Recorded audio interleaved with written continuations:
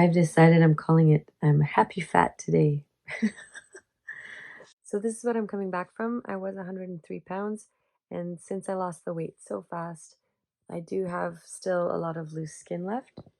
I'm hoping that this way of eating will fix that and the skin will tighten again. Nope, not using that. Day 9 of the Carnivore challenge. Today was a little rougher. I don't think I drank enough water or I had too much dairy.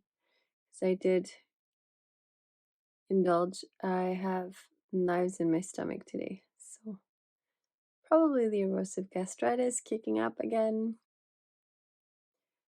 But considering I was on a red eye, I can't believe the amount of energy I had. It's currently midnight and I managed to go out with friends and saw my cousins and had an overall great evening.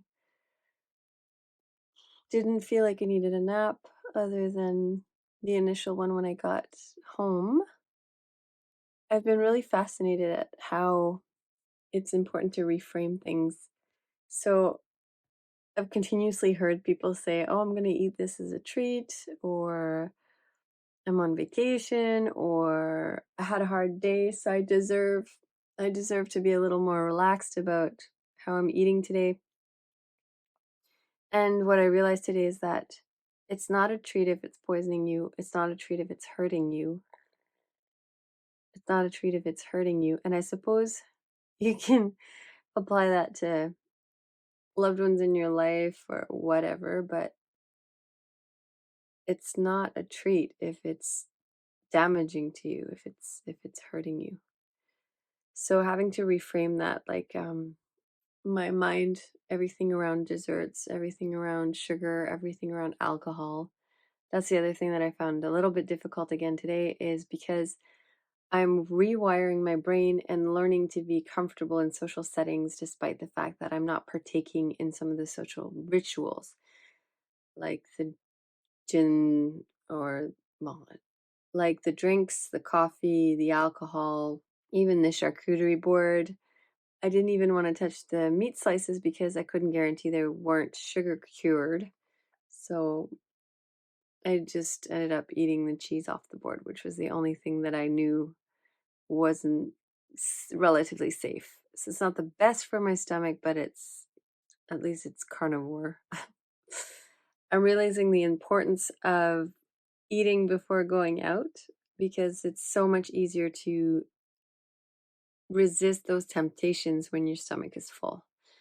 Especially when I have enough fat in my diet, then the sugar cravings aren't even there because I'm satiated, I'm full. There's that magic thing too where I've noticed that water has taste now. It's very odd because Montreal tap water I find has this sweetness to it. And then I'm starting to be able to differentiate between the different water brands, like when I buy bottled water. And then, of course, depending on how fatty my meal is, it also affects the way the water tastes and the way it feels when I'm drinking it. I found another really good hack today. I had my first ever Wazoo beef burger, and there was a bunch of fat in the pan. So what I did is I put it in a little bowl and I used it as dipping sauce.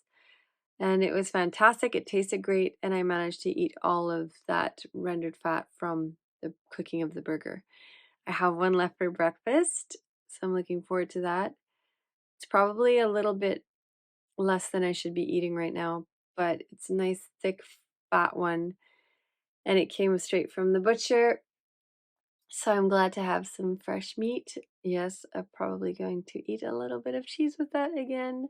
I also picked up rillettes de porc, which is it's fatty, it's pork, and it's kind of like pulled pork, but it has a nicer consistency. I'm not quite sure of the cut.